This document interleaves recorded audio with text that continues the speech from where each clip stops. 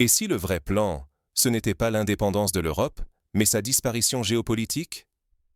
Imaginez un instant.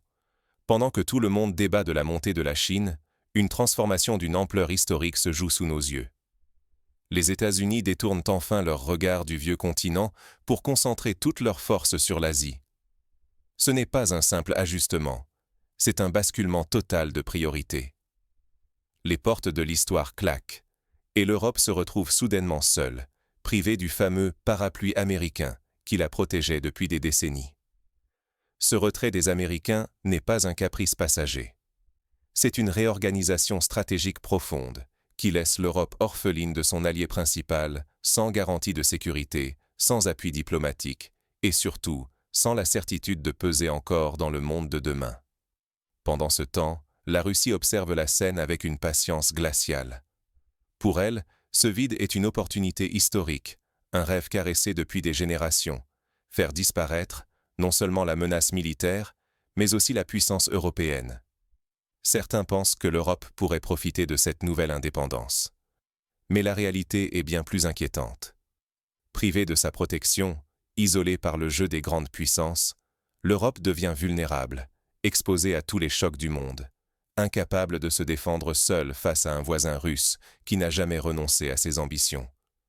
C'est la sécurité qui vacille, l'influence qui se dissout, la prospérité qui s'effrite. Le risque? L'Europe risque de tout perdre. Ses richesses, sa voix sur la scène internationale et même la stabilité de ses sociétés. Ce n'est pas un scénario de film catastrophe, mais un engrenage réel qui pourrait condamner le continent à la marginalisation et au déclin pour des générations. Mais comment en est-on arrivé là, et pourquoi cette bascule stratégique se produit-elle maintenant? Pour comprendre, il faut plonger dans l'envers de cet échiquier mondial et décrypter les véritables objectifs des grandes puissances. L'Europe sans le parapluie américain, une illusion de puissance qui vole en éclats dès que l'orage gronde pour de bon. Depuis la fin de la Seconde Guerre mondiale, le vieux continent a bâti toute sa sécurité, sa prospérité et même sa place dans le monde sur une promesse, celle de la protection américaine. Derrière chaque sommet européen, chaque traité, chaque crise évitée de justesse, il y avait toujours, en coulisses, la dissuasion nucléaire et l'armée des États-Unis, prêts à défendre l'Europe en cas de menace. Les élites européennes l'ont intégré comme une évidence, un socle inébranlable. Elles n'ont jamais imaginé devoir vraiment se défendre seules. Cette dépendance s'est transformée en une double psychologie. D'un côté, le sentiment de supériorité civilisationnelle, l'idée que l'Europe incarne la modernité, la démocratie, la culture, bref, qu'elle est la référence du monde. De l'autre, une peur viscérale, héritée de la guerre froide, de la Russie. Dans l'imaginaire collectif, Moscou reste, même affaibli, le grand méchant loup à l'Est, aux frontières de la civilisation. Quand la nouvelle tombe, Washington ferme la porte et concentre toutes ses forces sur la Chine. C'est la panique dans les capitales européennes. L'instinct de survie reprend le dessus. Privés de leurs protecteurs, les élites sont tentées de prendre les devants. Si la Russie attaque, il vaut mieux frapper les premiers. Ce réflexe de panique, plus que la raison, guide alors les calculs stratégiques. Mieux vaut déclencher la tempête que subir la foudre, pensent certains décideurs, sans mesurer qu'ils jouent avec leur propre existence. Ce qui se joue là, c'est bien plus que des alliances ou des budgets militaires. La réputation, l'unité et la survie même du projet européen sont sur le fil du rasoir. Si l'Europe perd soudain son statut, sa sécurité, sa cohésion, c'est tout l'édifice qui peut s'effondrer, laissant place à la fragmentation, l'impuissance, la marginalisation pour des générations. Mais ce n'est que la surface des choses. Pour comprendre comment l'Europe en est arrivée là, il faut plonger dans les véritables ressorts de sa puissance et dévoiler ce que la Russie, et même les États-Unis, savent déjà depuis longtemps. Pour comprendre ce qui menace réellement l'Europe, il faut regarder au-delà des apparences et s'intéresser à la véritable base de sa puissance, celle que la Russie s'emploie patiemment à démanteler. Passons de la façade à la mécanique profonde. La clé du destin européen ne se trouve ni à Paris, ni à Berlin, mais bel et bien à Bamako et à Niamey. Voilà le vrai centre de gravité du pouvoir du vieux continent, et c'est là que la Russie a décidé de frapper en premier. Regardons les faits. En quelques années, la France a perdu le Mali, le Burkina Faso, le Niger. Des bases stratégiques qui paraissaient inébranlables se sont effondrées comme un château de cartes. À chaque nouvelle capitale où le drapeau français disparaît, c'est un peu plus de l'influence européenne qui s'évapore d'Afrique. Mais, ne vous y trompez pas, il ne s'agit pas de simples territoires éloignés. Ces pays sont les poumons cachés de la prospérité européenne. Le Niger détient des réserves d'uranium qui alimentent les centrales du continent. Le Mali et le Burkina Faso, ce sont de l'or, des terres rares, des ressources minières vitales pour les industries européennes. Ce sont aussi des marchés, des débouchés, une main-d'œuvre jeune et massive. Tout cela, l'Europe en dépend, souvent sans même s'en rendre compte. Or, derrière l'effondrement de cette présence européenne, il y a une méthode, une stratégie froide et implacable. La Russie ne se contente pas de gagner du terrain, elle s'emploie méthodiquement à couper l'Europe de son arrière-cour africaine. Pourquoi? Parce que, comme après la Seconde Guerre mondiale, c'est grâce à ces colonies que l'Europe a pu se relever, se reconstruire en à peine une décennie et redevenir une puissance globale. Priver aujourd'hui le continent de cette base, c'est lui interdire tout rebond. Ce jeu n'est pas mené en solitaire. Les États-Unis, eux aussi, y trouvent leur compte. Washington préfère désormais une Europe affaiblie, même détruite, plutôt qu'un allié qui pourrait tomber sous la coupe de la Chine. Mieux vaut laisser Moscou démanteler l'ancien empire européen que de risquer de voir émerger une nouvelle zone d'influence rivale à ses portes. Cette complicité tacite, c'est la garantie que la déconstruction va jusqu'au bout, sans retour possible. Ce qui est en jeu, c'est bien plus qu'un simple changement de carte sur la table africaine. Si l'Europe perd sa base en Afrique, elle perd sa capacité à se reconstruire, tout comme elle l'avait fait après 1945. Elle perd sa position de puissance mondiale et s'expose à un isolement, une marginalisation et à un déclin qui pourrait durer des générations entières. Mais alors, si ce plan aboutit, à quoi doit-on s'attendre pour l'Europe à moyen et long terme?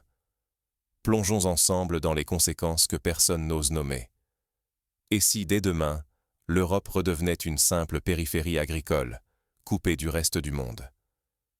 Imaginez un continent autrefois puissant, aujourd'hui réduit à ses champs, privé de ses industries, de son armée et de ses réseaux vitaux. C'est le scénario planifié. Une Europe démilitarisée, désindustrialisée, vidée de ses infrastructures stratégiques, incapable de se défendre ou de se projeter vers l'avenir. L'objectif est clair, empêcher, pour au moins un demi-siècle, toute renaissance de la puissance européenne. En coulisses, Moscou orchestre ce démantèlement avec le feu vert d'une Amérique désormais totalement tournée vers son affrontement avec la Chine. Il n'y aura pas de second plan Marshall. Cette fois, aucune aide américaine ne viendra relever l'Europe. Aucune base coloniale ou puiser des ressources, aucun filet de sécurité. Tout ce qui faisait la force et la richesse du vieux continent s'effondre. Ses alliances, sa capacité d'innovation, ses marchés et sa place dans le jeu mondial. L'Europe glisse, lentement mais sûrement, vers la marginalisation. Elle devient un acteur secondaire, relégué à la périphérie de l'histoire, luttant simplement pour assurer la survie de ses populations. Pour la première fois depuis des siècles, le continent risque de sortir totalement du jeu. Ce n'est pas seulement une crise économique ou politique, c'est un basculement civilisationnel. Le risque est immense, voir l'Europe disparaître du centre des décisions mondiales pour une génération entière, peut-être davantage, condamnée à observer sans agir. Mais dans cette nuit qui tombe, y a-t-il seulement une échappatoire? Les Européens ont-ils une chance réelle de renverser ce destin? Pour comprendre s'il existe une voie de sortie, il faut regarder au-delà du désespoir. Reste-t-il des leviers, des ressources ou des alliances capables de sauver l'Europe? Faut-il accepter le déclin européen comme une fatalité ou repenser de fond en comble tout le logiciel stratégique du continent? La question est plus brûlante que jamais, car le choix ne se limite plus à quelques ajustements. Il s'agit d'un virage existentiel qui déterminera si l'Europe survivra comme acteur majeur ou sombrera dans l'ombre de l'histoire. Aujourd'hui, l'Europe se trouve à la croisée des chemins. S'entêter dans le vieux paradigme, confiance aveugle dans la protection américaine, fuite en avant dans les automatismes institutionnels, mène à une impasse. La situation impose d'envisager des alliances inédites, pourquoi pas avec la Chine, ou d'inventer un modèle radicalement nouveau. Le statu quo, lui, mène tout droit à l'effacement. Mais ce réexamen stratégique se heurte à un danger mortel, celui d'élites déconnectées, pour qui le capital a déjà été exfiltré vers d'autres cieux plus sûrs, et qui semblent prêtes à abandonner la population à une crise sans précédent. Les classes dirigeantes, obsédées par la gestion de leur propre survie, laissent l'Europe sans défense collective ni horizon d'espoir. Dans ce contexte, la Russie avance avec un redoutable pragmatisme. Étape par étape, elle détricote la base matérielle du pouvoir européen, sans retour en arrière possible. Sa stratégie n'est ni précipitée, ni improvisée. Elle vise une neutralisation sur le temps long, en profitant du vide laissé par les États-Unis. Le temps presse.